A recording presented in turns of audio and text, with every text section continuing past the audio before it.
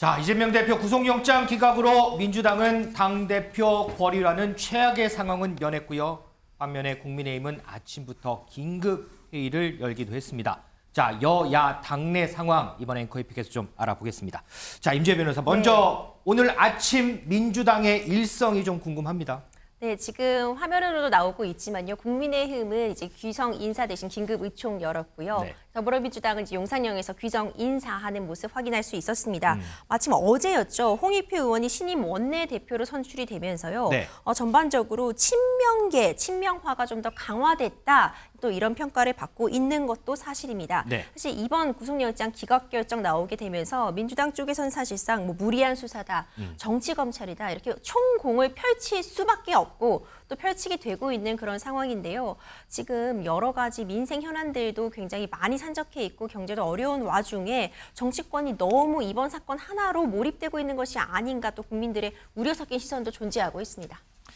자, 그리고 또 하나 궁금한 게요. 지금 내전이라는 표현까지 나오는 것처럼 이 녹록치 않은 당내 상황 속에서 이재명 대표 구속영장 기각 이후에 이른바 비명계가 어떤 얘기들을 했을까입니다. 오늘 아침에 나온 소위 비명계 의원들의 발언들 좀 들어보겠습니다. 이번에 가결한 의원들 덕분에 민주당은 방탄 프레임에서 벗어날 수 있었습니다. 그분들에 대해서는 표창을 줘야 될 문제라고 생각합니다. 그 방탄의 늪에서 허우적거릴 수뿐이 없는 거를 극복시켜준 의원들이거든요. 검찰이 이제 어떻게든지 구속을 시켜서 예. 이재명 대표를 정치적으로 이렇게 좀 몰아가겠다라고 하는 이제 압박에서는 법원이 이제 구해준 거죠. 예. 근데 이거 재판 갈 필요도 없다 이런 정도까지는 아니거든요. 당이나 뭐 이재명 대표 고마워해야 되는 입장이라고 그러면 그걸 우리가 도망 다닌다, 방탄 정당을 한다 예. 이런 국민의 불신에서 예. 벗어날 수 있는 계기를 만들었다. 아. 국민한테 약속 지키는 정당, 방탄에서 벗어나는 정당이 되기 위해 가지고 한 거지. 네. 구속되라고 한 거 아니다. 누구는 안 된다는 뺄셈의 정치보다는 통합의 정치로 가야 되고 뭐 개딸만 뭐 추종하는 그런 팬덤 정당을 지금은 이제 끊어내야 돼요. 뭐 누구를 색출하다, 누구를 뭐 알겠습니다. 찍어서 뭐 골라낸다. 이거는 뭐 아주 저 여당이 좋아할 일입니다. 자, 먼저 장혜찬 최고위원. 가결표 던졌던 의원들에게 오히려 고마워해야 된다, 표창해야 된다 이런 발언 이거 어떻게 좀 생각하세요? 근데 고마워할까요? 당장 색출하고 징계하겠다는 이야기 오늘도 민주당 정치인들이 많이 하시더라고요. 그렇게 되면 조응천 의원 말처럼 저희 입장에서는 고맙습니다. 민주당의 분열이 가속화될수록. 하지만 이런 말씀을 드려도 색출은 색출대로 하고 징계는 징계대로 할 것 같은데요. 애초에 이재명 대표 스스로 당당하게 가결을 요청했다면 이럴 일도 없었을 텐데 이 모든 일의 원인 제공자는 표결 전날 방탄을 해달라고 읍소했던 이재명 대표 본인이기 때문에 이제 와서 누구를 탓하는 것도 누구를 색출해서 징계하는 것도 참 민망한 일이 되는 것 같습니다. 설주 한번 지금 우리가 이제 소위 비명계라고 일컬어지는 의원들 한 3분 정도 목소리를 들어봤는데 이렇게 뭐 이전과 기류가 달라진 것 같진 않아요. 네. 얘기하는 뉘앙스가. 그렇다면 이재명 대표가 구속영장이 기각이 됐었어도 불구하고 그전부터 요구해왔던 이재명 대표의 사퇴 그리고 비대위 전환에 대한 목소리 계속해서 낼까요? 어떨까요? 아니요, 뭐 제가 봤을 때는 당의 혼란이라든지 이런 것들이 굉장히 이번 추석 연휴를 지나면서 저는 빠르게 저는 소멸될 거라고 보고요.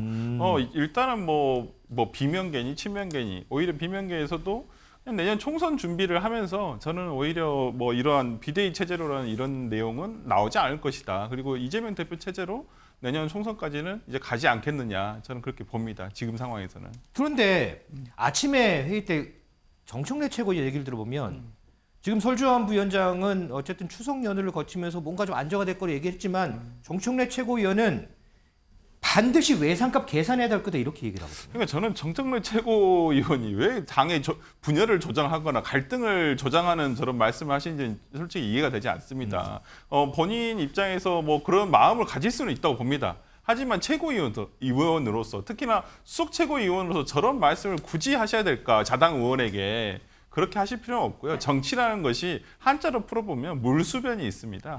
정치는 물 흐르듯이 가는 겁니다. 그건 국민의 판단과 당원들의 판단이 자연스럽게 가는 거예요. 거기에 대해서 인위적으로 어떤 뭐 할 수도 없고 뭐 어떻게 색출할 겁니까? 그런 분들에 대해서. 그리고 아니 항상 말씀드리지만 정청래 최고가 부결 던졌다는 거, 가결 안 던지셨다는 거 어떻게 입증하실 겁니까? 그거 알 수가 없는 거예요. 그렇기 때문에 저는 오히려 수석 최고위원으로서 품격을 가지면서 자당의 어떤 의원들과 저분들을 왜 설득하지 못했을까? 스스로 자책하는 게 오히려 더 먼저가 아닐까 싶어요. 물론 나의 뜻이 다르니까 같이 당을 할 수 없으니까 그래 너 나가 이렇게 하고 싶겠지만 그것도 국민의 선택과 유권자 선택 그리고 당원들의 선택이 다 정할 문제라고 저는 보기 때문에 저는 그런 부분에서 인위적으로 정청래 위원께서 저렇게 얘기하실 필요는 없다고 봅니다.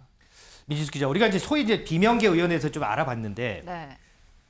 지금 많은 사람들이 궁금해하는 거는 이제 이재명 대표가 기각이 돼서 다시 복귀를 하고 이제 원내 지도부까지 해서 소위 이제 친명 지도부로 쭉 꾸려지게 됐어요. 그러면 그 이후에 당내 구도는 어떻게 될까 이런 게 참 궁금하고 여러 가지 시나리오가 좀 나오잖아요, 관련해서. 맞습니다. 앞서 두 패널분께서도 이야기해 주셨지만 색출해서 분열로 갈 것인가 아니면 원팀으로 총선을 향해 그대로 갈 것인가 두 가지 시나리오가 있습니다. 어제 홍익표 원내대표도 민주당이 원팀이 돼서 총선에 승리할 수 있는 동력을 만들어내겠다 이렇게 이야기를 했거든요. 그래서 아무래도 이재명 대표 체포동의안 표결 전에 이재명 대표 본인도 통합적인 당 운영 이야기를 했기 때문에 이대로 표결 이후에 뭔가 원팀으로 가는 모습으로 갈 수도 있다 이런 전망이 나오고 또 한편으로는 소위 찍어내기, 비명 공천 학살 이런 가능성이 현재 상황으로 전혀 없는 건 아니다 이런 부정적인 시나리오도 나오고 있습니다. 우리 설주환 부위원장이 조금 전에 한 얘기를 보면 이 통합 원팀 쪽에 좀 더 무게를 두시는 것 같아요. 우리 이재명 대표는 아마 저는 돌아오시게 된다면 통합에 대한 메시지를 제시할 거라고 저는 보입니다. 다만 걱정스러운 것은 최근에 당 내에서 어떤 더민주혁신이라고 하는 어찌 보면 이재명 대표를 가장 지지하는 원외 그룹들이 있거든요. 거기서는 굉장히 좀 원색적인 단어를 쓰면서 뭐 예를 들어서 색출해서 어떻게든 배격해야 된다. 이분들을 당에서 쫓아내야 된다. 이렇게 얘기를 하고 계시거든요. 저는 이재명 대표께서 이런 부분에 대해서 조금 자중시킬 필요가 있지 않겠느냐. 저는 어차피 이것도 다 내년 총선 때문에 있는 일들이거든요. 공천 때문에. 그러니까 뭐 서로 경쟁을 하거나 공정한 경쟁을 통해서 경선을 통해서 되는 거야. 그거 가지고 뭐라고 하겠습니까마는 누군가를 의도적으로 예를 들어서 찍어서 저 사람은 이제 민주당에서 더 이상 정치를 못하게 해야 된다. 그러면 저는 오히려 지금 30-40명 정도의 오히려 이 가결파라고 하는 비명계에 대해서 그러면 이분들이 다 나중에 지역구에 나가서 무소속으로 나가시면 어떡할 겁니까? 어부지가 될 수 있는 지역구도 꽤 있어요. 그럼으로써 국민의힘에게 오히려 의석을 뺏길 수도 있는 확률도 있거든요. 그러니까 정치는 나와 뜻이 다르다 해서 그렇다고 해서 예를 들어서 국민의힘으로 가라. 아니 그분들이 국민의힘 가시겠습니까? 근데 오히려 안에 있으면서 이분들을 품고 가서 더 크게 만드는 것이 정치이지 저는 이분들처럼 근데 저는 이분들의 뭐 대의적인 정치를 생각하지 않아요. 저는 이분들이 자신의 공천, 자신을 위해서 자기 정치를 하기 위해서 이런 말씀을 하신다고 보기 때문에 저는 대표께서 오히려 이재명 대표가 돌아오셔서 건강 회복한 후에 돌아오셔서는 오히려 통합으로 갈 수 있는 당이 하나가 될 수 있는 것을 생각을 제안하시는 게 맞다고 봅니다. 자, 그러면 지금 송갑석 최고위원이 사퇴하면서 지명식 최고위원 자리가 한 자리가 공석이 됐잖아요. 네. 여기에 비명계를 임명할 가능성도 있나요, 그러면? 지금 분위기에서는 그러지는 않을 것 같습니다. 비명계를 어쨌든 통합으로 하려면 그 전초전은 아마 이게 되지 않을까 싶은데. 근데 지금 제가 봤을 때 이재명 대표가 오면 대표의 목소리는 말은 아마 통합을 예측했지만은 당의 구심점이나 어떤 이 돌아가는 내용들을 그러니까 우리가 태풍의 눈이라고 하는 것은 이재명이라고 한다면 오히려 이 이재명을 감싸고 있는 것은 당의 기류는 굉장히 친명계로 흐를 확률이 굉장히 높다고 봅니다. 그러면 아까 잠깐 얘기했지만 체포동의안 표기할 때 이탈표가 39표예요. 네. 그런데 그 이후에 이재명 대표 영장심사 탄핵. 기각에 대한 탄원서 할 때 네. 6분이 안 냈단 말이죠. 네, 그러면 네, 네. 그 사이에 일부 의원들의 기류는 좀 바뀌었다고 이렇게 해석을 해야 되나요? 아니면 전혀 관계가 없나요? 이거? 그러니까 아까 저도 우리가 비명계 세 분의 어떤 인터뷰 내용에서 보다시피 구속되라라고 해서 가결표를 던진 것은 아니라고 보여요. 그리고 이재명 대표도 지난 6월에 자기는 부체포 특검 포기하겠다고 말씀하셨잖아요. 그렇죠. 그러니까 오히려 저는 그래 법원에서 심사 받아서 와라. 차라리 오히려 그렇게 무도한 정치적 영장 청구이고 어떠한 그러한 검찰의 무도한 수사라면 당연히 법원에서 영장이 기각될 것이다. 지금과 같이. 그렇기 때문에 저는 그런 분들이 그래 이재명 대표, 당신 구속되세요. 이러라고 가결을 택했다고 보지는 않습니다. 오히려 당이 방탄전당이라든지 이런 이미지를 벗어라라는 의미에서 저는 그렇게 했다고 보고요. 그런 면에서라면 오히려 이재명 대표 입장에서도 상당히 정치적으로는 굉장히 좋은 결과가 나온 것이거든요. 그러니까 저는 이런 비명계의 목소리, 저는 오히려 의원 개개인들은 다 그런 가결표 던진 의원들도 개개별로 사정은 있겠지만 어떤 대의는 그런 내용이었을 거라고 봅니다. 알겠습니다. 이재명 대표의 구속영장 기각 이후에 국민의힘 상황은 어떨까요? 국민의힘 당초 오늘 오전에요. 추석 귀성객 인사를 하기로 했었는데 이거 취소하고 긴급하게 의원총회를 열었습니다. 그 영상 좀 보겠습니다. 묻군 구속, 6번 석방, 온 국민이 분노한다. 있을 수 없는 일이 벌어졌습니다. 흩어진 양심을 가까스로 모아서 바로 세운 정의가 맥없이 무너져 버렸습니다. 이런 식으로 판단한다면 범죄자들은 환호하고 힘없고 백 없는 선량한 서민들만 구속당하는 사태를 보게 될 것입니다. 비록 구속영장은 기각됐지만 법원은 범죄 사실에 대한 소명이 부족하다는 판단은 하지 않았습니다. 민주당은 기각이 곧 무죄가 아니라는 점, 그리고 마치 면죄부를 받은 것처럼 거짓 선동을 해서는 안 된다는 점을 명심해야 할 것입니다.